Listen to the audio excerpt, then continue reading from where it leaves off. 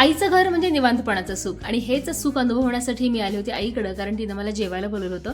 आज माझा favourite menu करणार आहे हे सांगितल्यानंतर मी घरातलं सगळं आवरून अगदी धावत पळत आईकडे गेले होते. विंडोची शॅडोवर पडलेली होती आणि तिथं माझा हात दिसतोय हे बघून अशा करामती ज्या आहेत बोटाच्या साह्यानं, तर ते करणं माझं सुरू होतं. नंतर आईनं हाक मारली.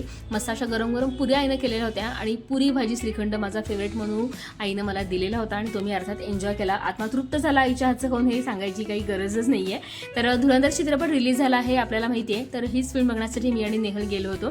आणि बेसिकली या फिल्मची स्टारकास्टच ऐकून खरं तर चित्रपट बघण्याची जास्त उत्सुकता होती म्हणायला हरकत नाही.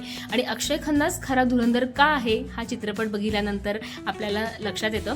रणवीर सिंगची एंट्री झालेली होती आणि त्याच्या एंट्रीला भरपूर अशा शिट्ट्या आणि टाळ्या अनुभवायला मिळालेल्या होत्या आणि खूप बेस्ट अशी ही फिल्म आहे. जर तुम्ही बघितली नसेल तर नक्की बघा. म्हणजे बऱ्याच दिवसानंतर एक चांगली मूवी बघण्याचा आनंद आम्हाला मिळालेला होता.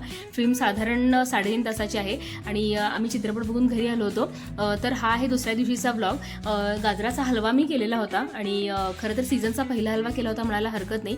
पण हलवा करायचं म्हणलं की गाजर खिसण्याचा कंटाळा येतो आणि ते गाजराचे तुकडे करून कुकरमध्ये उकडून हलवा करण्याचं वगैरे मला अजिबात पटत नाही. त्यामुळे मला पारंपरिक पद्धतीनंच काही रेसिपीज करायला आवडतात.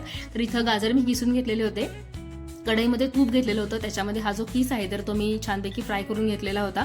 आणि जरा थोडंसं मी जास्त तूप घालते कारण दुधाचा वापर थोडासा मी कमी करते, पण थोडंसं दूध मी घातलेलं होतं. अर्धा किलो गाजराचा हा हलवा मी इथं करत आहे. त्याच्यानंतर याच्यामध्ये थोडीशी मिल्क पावडर मी ॲड केलेली होती, केशरही घातलेलं होतं, थोडंसं कस्टर्ड पण घातलेलं होतं. ती जी क्लिप आहे कस्टर्डची तर ती मी शूट करायची विसरून गेले.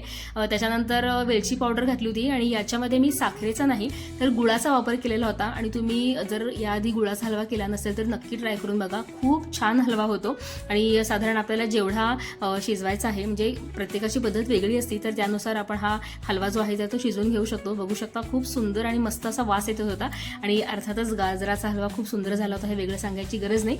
चला तर मंडळी, याच नोटवरती आजचा ब्लॉग इथं संपवते. ब्लॉग आवडला तर नक्की लाईक करा आणि ऑफकोर्स चॅनल नक्की सबस्क्राईब करा. भेटूया पुढच्या ब्लॉगमध्ये. तोपर्यंत काळजी घ्या. Bye bye.